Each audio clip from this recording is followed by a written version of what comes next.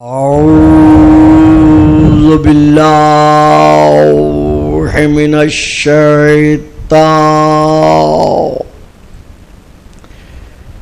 اللعین الرجیم بسم اللہ الرحمن الرحیم الحمد للہ الذی جعل لیلۃ القدر خیرا من الف شہر والشکر للہ الذی جعلنا من اہل لیلۃ القدر والجواہر الی الارض من قبل لیلۃ القدر محمد المبعوث صلوات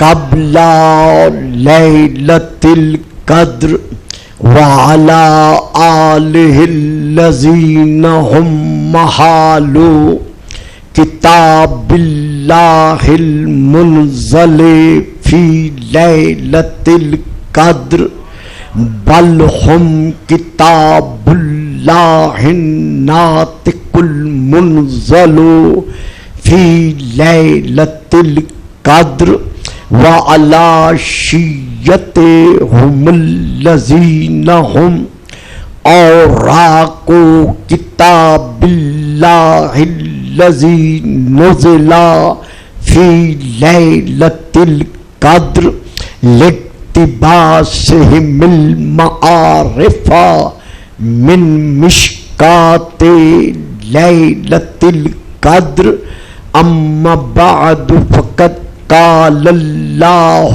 تبارک وتعالی الذی خالق لیلۃ القدر فی کتاب القدر انما یرید اللہ لیذہب عنکم الرجس اہل البیت ویطہرکم تطہیرا صلاۃ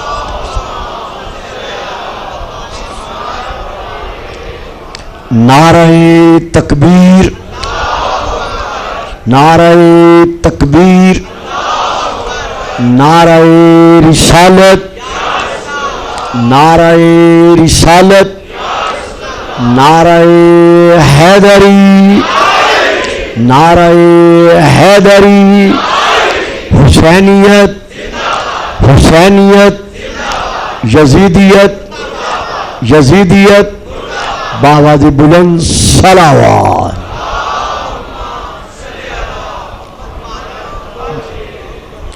صاحبان علم و معرفت و محبت و مودت، گزشتہ تقریر میں با اعتبار لغت یہ عرض کیا جا چکا ہے کہ رشک کے کتنے معانی ہیں، اور محمد و آل محمد جتنی بھی اقسام رشک ہیں، جس قدر ارجاس ہیں، ان سب سے پاک و پاکیزہ ہیں، کیونکہ نور کی خاصیت ہے، نور کا خاصہ ہے کہ عصمت و طہارت اس کا لازمہ ہے، یعنی نور اور عصمت و طہارت ایک دوسرے کے لیے لازم و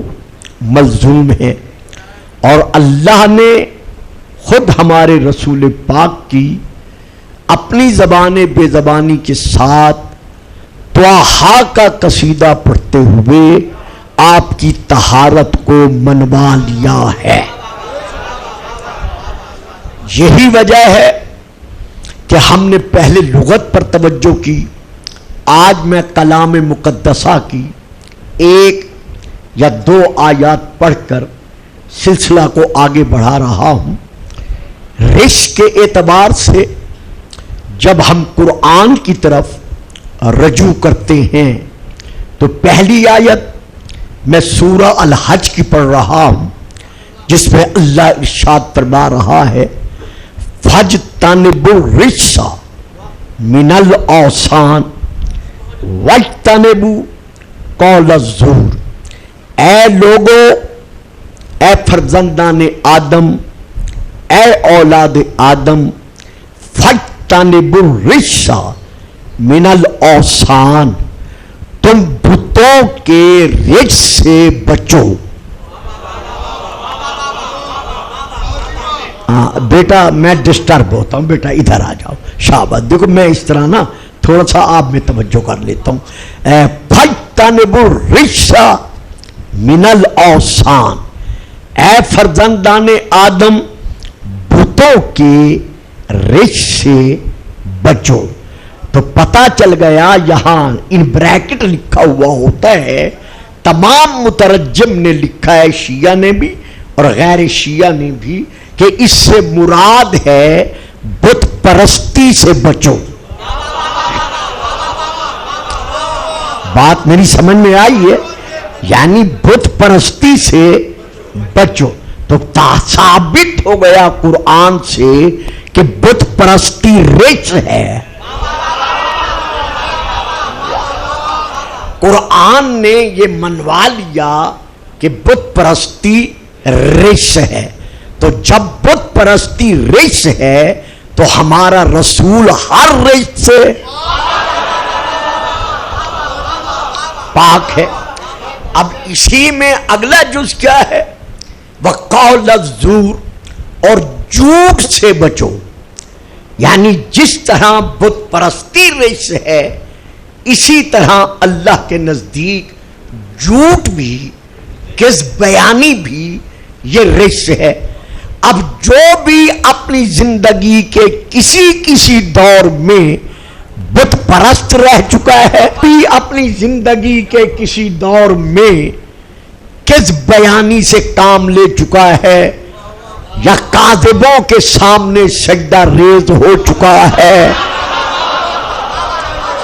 ایک فکرہ دے رہا ہوں، ہے تو فکرہ ہی، لے لیں تو مہربانی، نہیں لیں گے تو گزر جاؤں گا۔ جو بھی جھوٹوں کے جھوٹے ٹکڑوں پہ پلتا رہا ہے،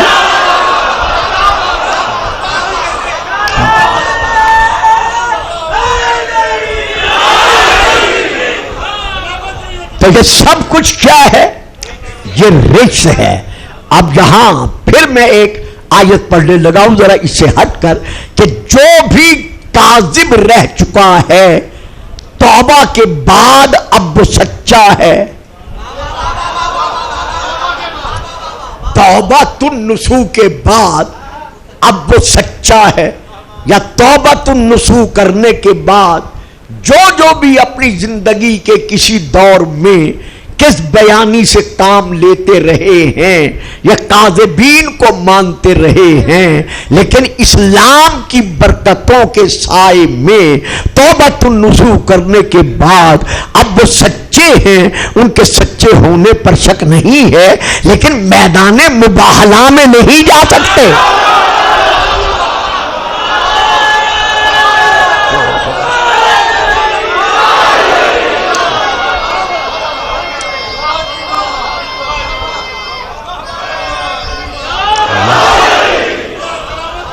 مہربانی، بڑی مہربانی، درود پڑھیے گا، صلوات۔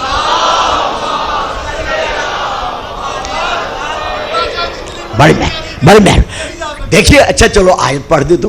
فَقُلْ تَعَالَوْا نَدْعُ أَبْنَاءَنَا وَأَبْنَاءَكُمْ وَنِسَاءَنَا وَنِسَاءَكُمْ وَأَنفُسَنَا وَأَنفُسَكُمْ۔ میرا حبیب ان نصارہ سے کہہ دو، ہم اپنے بیٹے لاتے ہیں، تم اپنے بیٹے لاؤ، تو اب ماننا پڑے گا کہ جو بھی حسنین کو نبی کا بیٹا نہیں مانتا وہ قرآن کا منکر ہے.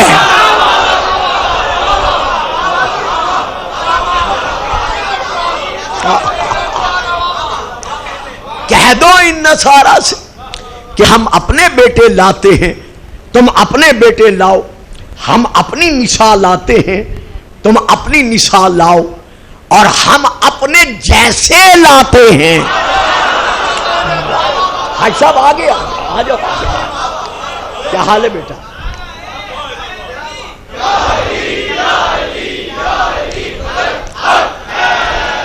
میں لفظ نفس کا ترجمہ کر رہا ہوں، اس پہ میں رکتا نہیں ہوں.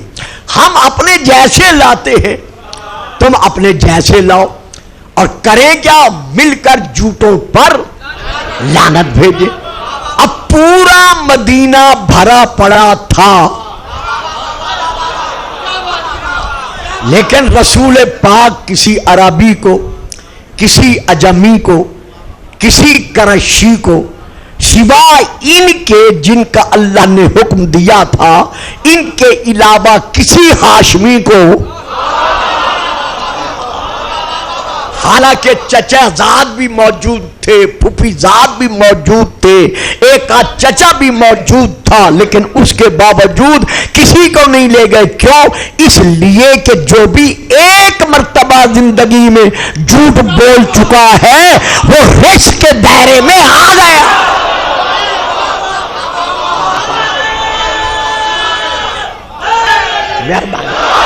مہربانی. تو پھر رسول کن کو لے کر گئے؟ یہ یہاں پر چند ایک کتب کا میں حوالہ دے رہا ہوں. نمبر 1 تفسیر الکشاف جلد نمبر 1. نمبر 2 تفسیر در منصور جلد نمبر 2 صفحہ نمبر 39 اور 40. نمبر 3 تفسیر کبیر جلد نمبر 8 صفحہ نمبر 85 اور 86. نمبر 5 ابن کثیر جلد نمبر 1 اردو صفحہ نمبر 75 and 6. نمبر 5 تفسیر رفاعی اردو صفحہ نمبر 70. نمبر 6 الصواعق المحرقہ عربی صفحہ نمبر 175. نمبر 7 تاریخ الخلفاء علامہ سیوطی کی عربی صفحہ نمبر 169 مطبوعہ کراچی. نمبر 8 ینابیع المبدت عربی میں صفحہ نمبر 287. نمبر 9 مناقب ابن مغازلی شافعی صفحہ نمبر 263. نمبر 10 کفایت الطالب عربی میں صفحہ نمبر 42. نمبر 11 المبدت. سن رہے ہو؟ چلے گئے ہو؟ درود پڑھیے گا صلوات. نمبر 11 المبدت القربہ حضرت علامہ سید علی حمدانی حنفی کی عربی میں. نمبر 12 ارجح المطالب اردو صفحہ نمبر 45 and 6. یہ سب کے سب اور بہت سارے حوالے ہیں، میں حوالوں میں نام لینے ان کے باقی وقت میں گنجائش نہیں ہوتی، لہذا آگے نہیں بڑھنا چاہتا. ان سب نے لکھا، اور بالخصوص تفسیر الکشاف میں علامہ زمخشری علیہ الرحمہ نے لکھا ہے کہ میدان مباہلہ میں جاتے وقت جس طرح کچھ لوگ خیبر میں انتظار کر رہے تھے کہ ہمیں علم ملے گا،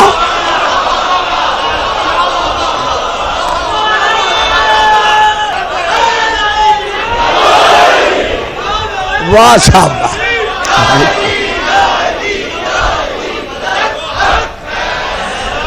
جس طرح لوگ رسول کے اعلان کے بعد خیبر میں انتظار کر رہے تھے کہ کل علم شاید ہمیں مل جائے، اسی طرح لوگ اللہ کے اس اعلان کروانے کے بعد منتظر تھے کہ محمد ہمیں بھی شاید لے جائے گا. لیکن رسول کن کو لے کر گئے؟ یہ علامہ زمخشری لکھ رہے ہیں کہ گودی میں حسین کو،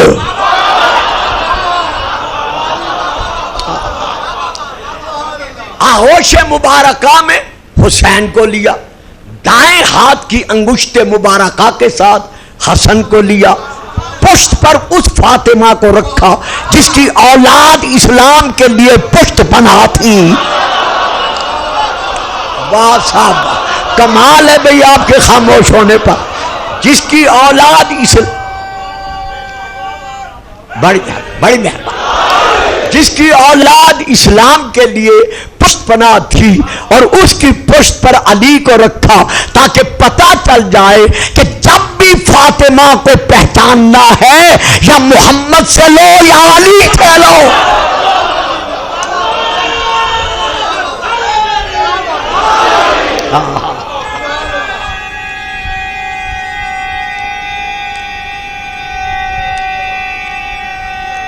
جیو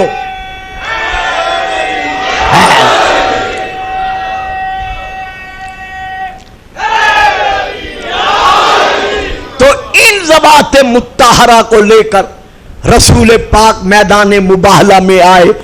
چونکہ لعنت بھیجنی تھی جوتوں پر تو رسول صرف اللہ کے حکم کے مطابق انہیں لائے تاکہ پتہ چل سکے کہ جس طرح میں ہر رجس سے پاک ہوں اسی طرح میرے ساتھ یہ ضباط مطہرہ بھی ہر رجس سے پاک ہیں. اب ایک بات زبان پر آ گئی ہے, موضوع سے ہٹ کر ہے, مجھے معاف کر دیں گے لیکن دینا ضرور چاہتا ہوں. بھائی منمانی کیا تھی میدان مباہلہ میں؟ اللہ کی توحید. نصارہ سے توحید منمانی تھی نا, اللہ کی توحید منمانی تھی نصارہ سے. اب رسول تو ہے عقل کل, فاطمہ جو ہے وہ عقل کل کا ہے جز, علی جو ہے وہ عقل کل کا ہے دروازہ. یہ تو خدا کی توحید منوانے کے لیے بجا ہے, ان کا جانا حق تھا, یہ گئے ہیں. لیکن حسین تو ابھی گودی میں ہے.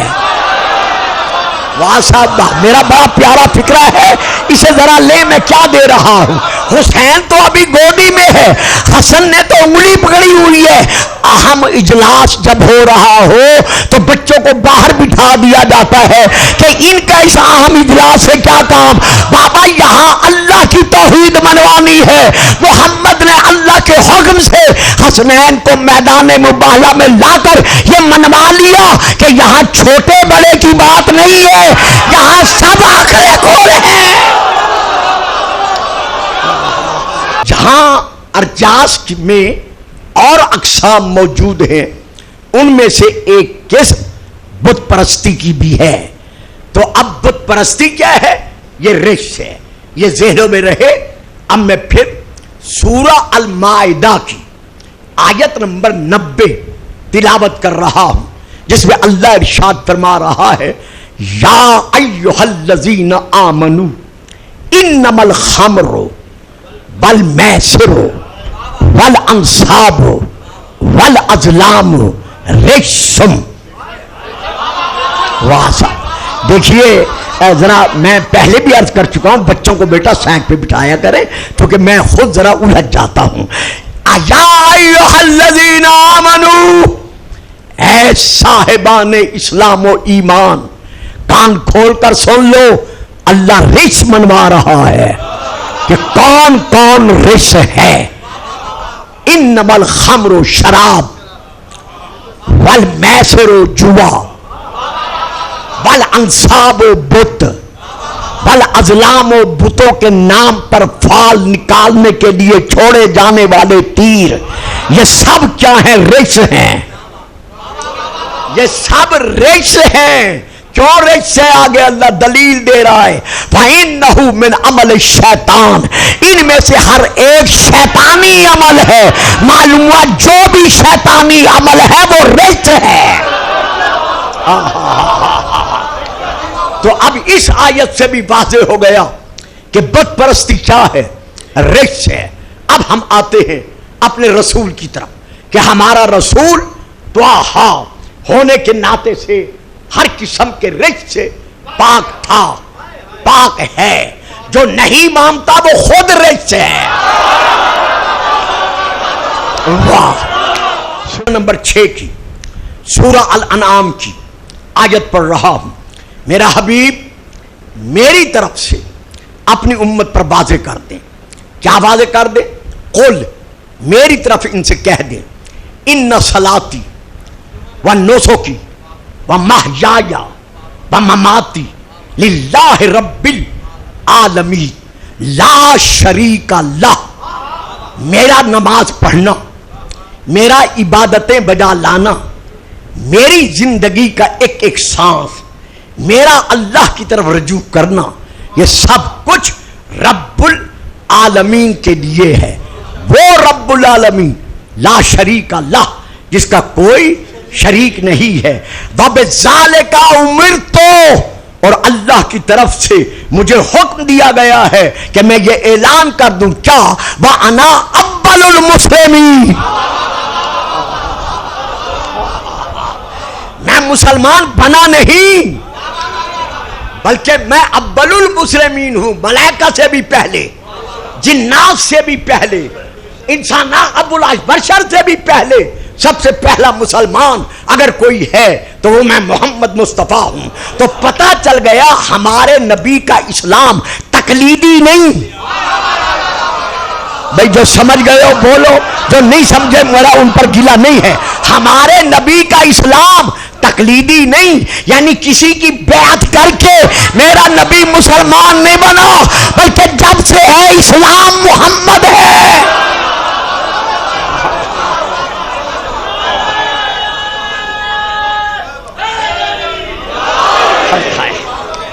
اب میں یہاں پر ایک اور آیت پڑھتا ہوں سورہ الزخرف کی. قل، یہاں پھر قل ہے. میں جلدی کر رہا ہوں تاکہ ٹائم کے اندر میں بات کو کہیں تک پہنچا سکوں. قل ان کان للرحمن ولد فانا اول العابدین.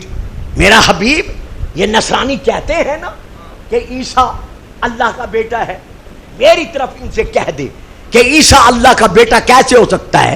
اگر اللہ کا کوئی بیٹا ہوتا تو اللہ کا پہلا عبادت گزار تو میں ہوں. جب میں ابن اللہ نہیں ہو سکتا تو کوئی غیر ابن اللہ کیسے ہو سکتا ہے؟ معلوم ہوا ہمارے رسول پاک جب سے ہیں منبع اسلام ہے نہیں بلکہ اسلام کا دوسرا نام محمد ہے. اب میں یہاں پر جیتے رہو میرے بچوں. اب میں یہاں پر پھر آیت پڑھ رہا ہوں سورہ نمبر 26 کی. یہ آیت ہے جو میں اس وقت آپ کے سامنے پڑھ رہا ہوں. آیت نمبر ہے 219 اور 218. یہ میں آیت پڑھ رہا ہوں. اس میں اللہ ارشاد فرما رہا ہے میرا حبیب الذی یراک حین تقوم وتقلبک فی الساجدین. اللہ وہ ہے جو تجھے دیکھ رہا ہے ساجدین میں ٹھہرے ہوئے اور وہاں سے منقلب یعنی منتقل ہوتے ہوئے. یعنی تیرا نور جس صلب میں ٹھہرا اللہ دیکھ رہا ہے، اور جس صلب سے آگے بڑھا اللہ دیکھ رہا ہے. اب یہاں پر تفسیر کی ضرورت ہے اس لیے میں تفسیر دے رہا ہوں. حضرت علامہ امام فخر الدین رازی صاحب نے اس آیت کی جو تفسیر میں لکھا ہے وہ یہ ہے کہ نور رسول ساجدین سے ساجدین کی طرف منتقل ہوتا رہا. اب میں ذرا آرام سے پڑھوں گا چونکہ بات مشکل ہے. ساجدین سجدہ گزاروں میں سے سجدہ گزاروں کی طرف منتقل ہوتا رہا. یہ انہوں نے لکھا ہے. اب کتاب کا نام ہے مواہب اللدنیہ. اس میں بھی یہی ہے کہ میں پاک باپوں کی پاک پشتوں میں سے، یعنی رسول فرما رہے ہیں کہ میں پاک باپوں کی پاک پشتوں میں سے پاک ماؤں کے پاک ظرفوں میں منتقل ہوتا رہا. سمجھ رہے ہیں میری بات کو؟ اب میں پھر اور حوالہ دے رہا ہوں. قاضی عیاض نے اپنی کتاب الشفاء بے تعریف حقوق المصطفیٰ میں لکھا ہے کہ رسول نے فرمایا کہ اللہ تعالیٰ مجھے رحم و کرم والی پشتوں سے طہارت والے شکموں کی طرف منتقل کرتا رہا. ذرا توجہ فرمائیے عظمت مصطفیٰ پر. اب یہاں پر میں پھر حوالہ دے رہا ہوں. کتاب کا نام ہے ذات العقبہ. یہ ترجمہ ہے کتاب مبدۃ القربہ کا، جو حضرت علامہ سید علی حمدانی حنفی کی تصنیف شدہ ہے، اور یہ آپ کے لاہور کی چھپی ہوئی ہے. اس کا صفحہ نمبر ہے 26 اور حدیث نمبر ہے 20. رسول پاک فرماتے ہیں خرجت من نکاح ولم اخرج من سفاح الجاہلیت. لوگوں میں نکاح والوں کی اولاد میں سے ہوں.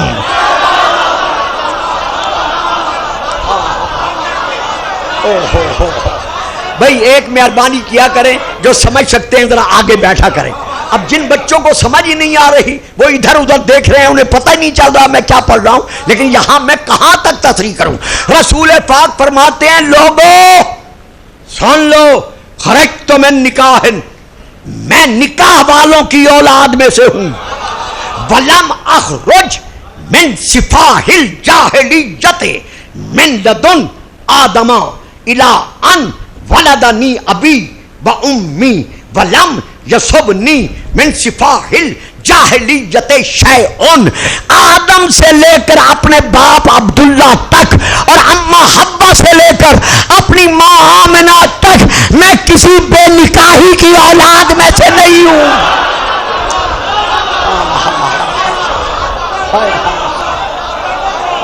مہربانی بھائی.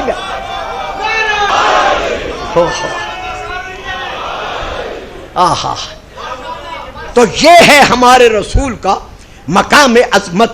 اب یہاں سے میں آگے بڑھ کے صرف اتنا کہنا چاہتا ہوں اپنے مکرم معظم سامعین کی مکمل طور پر توجہ کے سائے میں، کہ جب ہمارا رسول ہر قسم کے رجس سے پاک ہے اور جن آباء و اجداد کے ارحام میں رہا، جن امہات و جدات کے ظروف میں رہا، وہ بھی پاک. اسی سلسلے میں میں پھر ایک اور آیت پڑھ رہا ہوں سورہ ابراہیم کی. سلسلہ یہی رہے گا. سورہ ابراہیم کی میں یہ آیت پڑھ رہا ہوں. جناب ابراہیم جب لامکان کا مکان کسی آنے والے صاحب مکان کی خاطر تیار فرما چکے، تو اس کے بعد آپ نے دعا مانگی اللہ سے مزدوری لینے کے لیے کہ میں نے جو مکان بنایا ہے مجھے مزدوری بھی تو دینا. تو وہ 7 دعائیں ہیں. چونکہ میرے موضوع سے ایک کا تعلق تھا، وہی ایک پڑھ رہا ہوں. اس میں انہوں نے دعا مانگتے ہوئے کہا وَجْنُبْنِي وَبَنِيَّ أَن نَعْبُدَ الْأَصْنَامَ. یا اللہ مجھے بھی اور میری اولاد کو بھی ہمیشہ ہمیشہ بت پرستی سے بچائے رکھنا. دیکھیے ذرا توجہ فرمائیے، ہمیشہ ہمیشہ کے لیے بت پرستی سے بچائے رکھنا. اب اس دعا کا نتیجہ کون ہے؟ پھر کتاب کا نام مناقب ابن مغازلی شافعی، صفحہ نمبر 277 میں وہاں سے لے کے پڑھ رہا ہوں. جب رسول پاک سے اصحاب کرام رضوان اللہ علیہم اجمعین نے عرض کیا کہ یا رسول اللہ، یہ ابراہیم کی کون سی اولاد ہے جس نے کبھی بت پرستی نہیں کی؟ واہ، جو کبھی بت پرستی نہیں کی جس نے، یہ کون سی اولاد ہے؟ اس دعا کا نتیجہ کون ہے؟ قال النبی صلی اللہ علیہ وآلہ وسلم فانتہت الدعوت الی وإلی علی. اس دعا پہنچتی ہے مجھ تک اور میرے بھائی علی ابن ابی طالب تک. سبحان اللہ. آج تک کی میری ساری تقریریں ایک طرف، لیکن رسول کا یہ فرمان جو میں مناقب ابن معاذ علی سے پڑھ رہا ہوں یہ ایک طرف. رسول پاک فرماتے ہیں لم نسجد احد منا لصنم قط. ہم میں سے کسی نے بھی کبھی بت پرستی سے کام نہیں لیا. رسول ساری زندگی بحکم خدا اپنی اہل بیت کا تعارف کرواتے رہے، لیکن مسلمانوں نے جو اس کا اجر بخشا، جو رسول کو صلہ بخشا، صدیاں گزر گئی ہیں، مسلمانوں کے اس بخشے ہوئے صلے کو یاد کر کے تمام اہلیان اسلام بلکہ انسانیت پسند انسان ان کے غم میں روتے چلے آ رہے ہیں۔ آج جس شبیہ شہید نے برآمد ہونا ہے، اس ذات مبارکہ کو امام حسین علیہ السلام نے اپنا سفیر بنا کر کوفے میں بھیجا تھا۔ اب ذرا اندازہ لگاؤ کتنا مقام عظمت ہے جناب مسلم کا کہ حسین جیسا امام انہیں سفیر بنا کر بھیج رہا ہے، لیکن حسین کے بھیجے ہوئے سفیر کے ساتھ مسلمانوں نے سلوک کیا کیا؟ جیسے ظلم کے بادل کوفہ والوں کے سروں پر منڈرائے، انہوں نے اس پردیسی کو اکیلا چھوڑ دیا۔ سفیر حسین محراب مسجد کوفہ کے شہید کا داماد حضرت مسلم بن عقیل، یا ایک فکرہ میں کہا کرتا ہوں، بچپن سے کہا کرتا ہوں، آج پھر میری زبان پر آ گیا ہے، رقیہ بنت علی کا حیران مقدر کہ جو بھی دیکھتا ہے گھر کا دروازہ بند کر دیتا ہے کہ کس دروازے پر جا کر رکوں۔ یا ایک فکرہ اور کہہ دوں، محمد و ابراہیم جیسے بچھڑے ہوئے شہزادوں کا باپ سن 60 ہجری 9 ذی الحجہ یوم العرفہ توآ نامی کنیز کے گھر جب کانوں پر گھوڑوں کے ٹاپوں کی آواز پہنچی، جلدی سے ہتھیار سنبھالے، توآ عرض کرتی ہے مولا خیر تو ہے؟ کہاں ظالم کے سپاہی آ رہے ہیں، مجھے علم ہو گیا ہے۔ کہتی ہے مولا پھر آپ گھر میں رہیں، گھر میں تھوڑے سے لوگ داخل ہوں گے، بڑی آسانی سے آپ ان کا مقابلہ کر سکیں گے۔ فرمایا نہیں توآ تیری مہمانی قبول ہے، لیکن تجھے پتہ نہیں ہے میں ہاشمی جوان ہوں، میرا دل گوارا نہیں کر سکتا کہ میرے ہوتے ہوئے کوئی غیر محرم تیرے گھر میں داخل ہو جائے۔ نہ، میں بڑے آرام سے کم مصائب پڑھوں گا جو 5-7 منٹ باقی رہ گئے ہیں، لیکن فکرہ پھر دیتا ہوں، میری غیرت یہ گوارا نہیں کر سکتی کہ تیرے ہوتے ہوئے میری موجودگی میں کوئی غیر محرم تیرے گھر میں داخل ہو جائے۔ میں ہاتھ باندھ کر کہتا ہوں مسلم کوفے میں تو اتنا گوارا نہ ہوا کہ توآ جیسی کنیز کے گھر میں آپ کے ہوتے ہوئے کوئی غیر محرم آ جائے، لیکن ہائے شام غریبہ،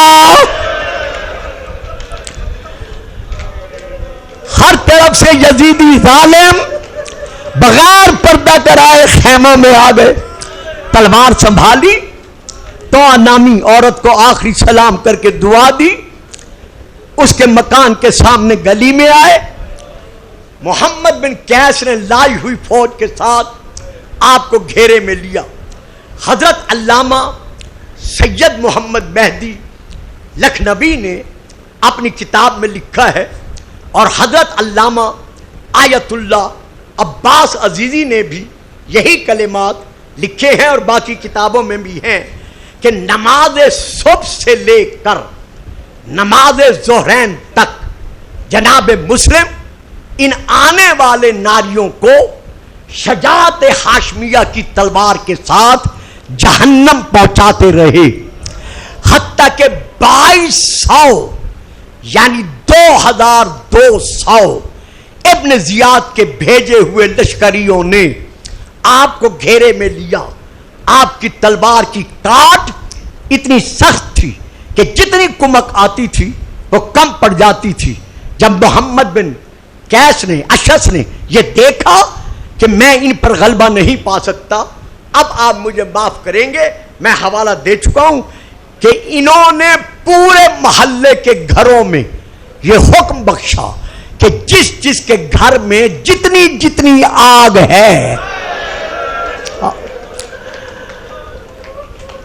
مرحبا مرحبا اجرکم من اللہ، وہ آگ لے کر مکانوں کی چھتوں پر چڑھ جاؤ، اس پردیسی پر آگ برساؤ، تمہارا ہاتھ روکنے والا کوئی نہیں ہے۔ وہ لکھتے ہیں چاروں طرف سے مکانوں کی چھتوں سے آپ پر جب آگ برسی تو کچھ ظالموں نے آگے بڑھ کر، جن میں سے ایک کا نام بکر بن حمران ہے، آپ کی پیشانی پہ زور سے تیر مارا، تیر گڑ گیا، آپ نے نکالا، پھر کسی اور نے سر پر گرز مارا، سر پھٹا، آنکھوں میں خون جاری ہوا، آپ پھر رکے لیکن تلوار کی کاٹ میں فرق نہیں آیا، ایک اور ظالم نے آپ کے کمر میں نیزہ مارا لیکن اس کے باوجود بھی فرق نہیں آیا، آخر اس کی فوج نے، اس کے سپاہیوں نے تیروں کو آگ لگا کر جناب مسلم پر جب تیر برسائے، اتنے تیر برسے کہ آپ پیچھے ہٹتے ہٹتے ہٹتے ایک دیوار کے ساتھ لگ گئے، سر سے پاؤں تک خون میں ڈوبے ہوئے ہیں، آپ نے رخ کیا مکے کی طرف، آواز دے کر کہتے ہیں زہرا کا لال کاش میرے پہلو میں عباس ہوتا۔ سبحان اللہ سبحان اللہ، میں اکیلا اس طرح نہ لوٹا جاتا۔ آخر جی میں پھر عرض کر رہا ہوں، جب آگ لگے تیر جناب مسلم پر برسے، آپ قدم بقدم پیچھے ہٹ کر آپ نے دیوار کا سہارا لیا، مکہ کی طرف رخ کیا۔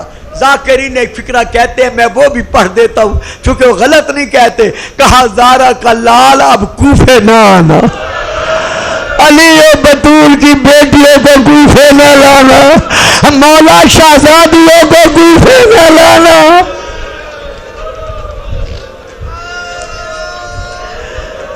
زہرا کا لال کاش میرے پہلو میں عباس ہوتا۔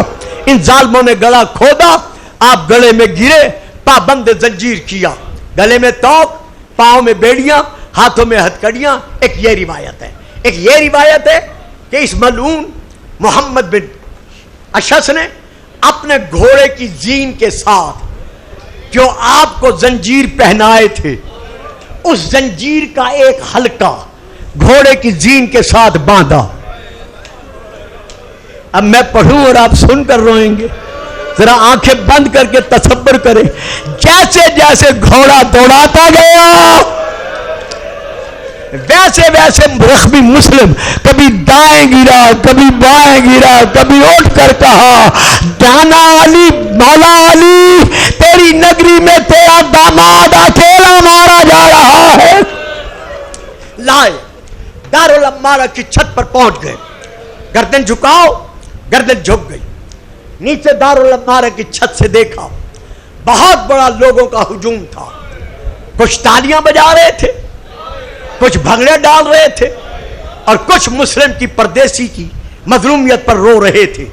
جب آپ کی مجمع پر ہجوم پر نظر پڑی، کتاب کا نام ہے گریز ہا، میں وہاں سے پڑھ رہا ہوں، آپ نے گریز ہائے مداحی، آپ نے اس مجمع کی طرف دیکھا، قاتل کو اشارہ کیا، ایک لمحہ رک جا، وہ رک گیا، آپ نے مجمع کی طرف دیکھ کر کہا کوفیو، کوفہ شہر کے رہنے والوں، میں حسین کا سفیر، علی کا داماد، تم سے کچھ نہیں مانگتا، میں یہ نہیں کہتا کہ جب میں شہید ہو جاؤں مجھے غسل دینا، مجھے کفن پہنانا، میری نماز جنازہ پڑھ کے دفن کر دینا، نہ، میں پردیسی تم سے کچھ نہیں مانگتا، ہاں ایک شے مانگ رہا ہوں، ہو سکے تو دے دینا، کل کا دن یوم العید ہوگا، عید کا دن ہوگا، تم اپنے بچوں کو نہلا دھلا کر، نئے لباس پہنا کر، انہیں انگلیوں سے پکڑ کر نماز پڑھانے کے لیے